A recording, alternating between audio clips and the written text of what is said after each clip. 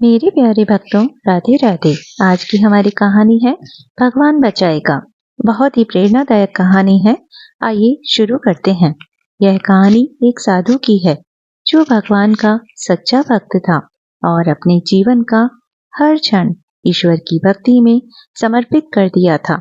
उसने हर सुख दुख, हर परिस्थिति में यह विश्वास रखा कि भगवान हमेशा उसके साथ हैं और जब भी उसकी कोई परेशानी आएगी, भगवान उसकी मदद के लिए जरूर आएंगे। इस विश्वास के साथ वह जीवन जी रहा था। एक दिन एक छोटे से गांव में यह साधु अपने साधना स्थल पर ध्यान कर रहा था। तभी अचानक खबर आई कि नजदीक के पहाड़ों में भारी बारिश हो रही है, जिससे गांव में बाढ़ का खतरा मंडराने लगा है। लोग अपने अपने परिवारों को बचाने में लगे हुए थे। साधु को लोगों ने आकर कहा, साधु महाराज, यहाँ से तुरंत चलिए, बाढ़ आने वाली है, अपने प्राणों की रक्षा कीजिए। साधु ने मुस्कुराते हुए उत्तर दिया, मैं कहीं नहीं जाऊंगा। मुझे भगवान पर पूरा विश्वास है। वह मेरे साथ हैं और वह मुझे बचाने आएंगे। लोगों ने बहुत समझाया, लेकिन साधु ने साफ मना कर दिया और अपने ध्यान में लीन हो गया। जल्द ही बाढ़ का पानी गांव में आ पहुंचा। लोग सुरक्षित स्थानों की ओर जा चुके थे, लेकिन साधु अभी भी अपने स्थान पर अड़िग था।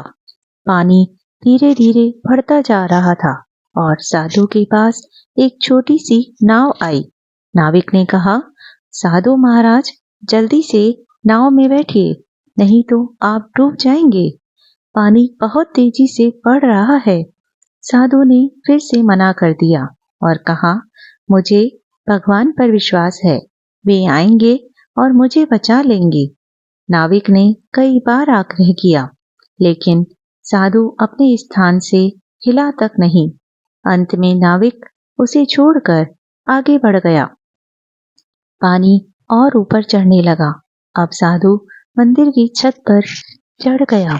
तभी एक मोटर बोट वहां आई और उसमें बैठे लोग चिल्लाए, साधु महाराज, चलिए, अभी भी समय है, हमारे साथ चलिए, नहीं तो आप बच नहीं पाएंगे। परंतु साधु का विश्वास अड़िग था। उसने फिर से वही उत्तर दिया, भगवान खुद आएंगे मुझे बचाने, मुझे उन पर पूरा विश्वास है। बोट वाले कई बार उसे मनाने की कोशिश की, पर साधु ने सबको मना कर दिया। पानी अब मंदिर की छत तक पहुंच चुका था।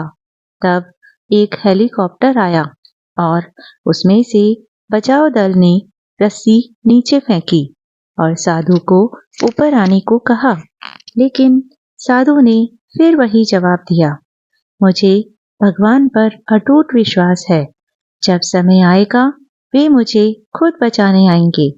बचाव दल ने काफी कोशिश की, लेकिन साधु की जिद के आगे वे भी उसे छोड़कर चले गए।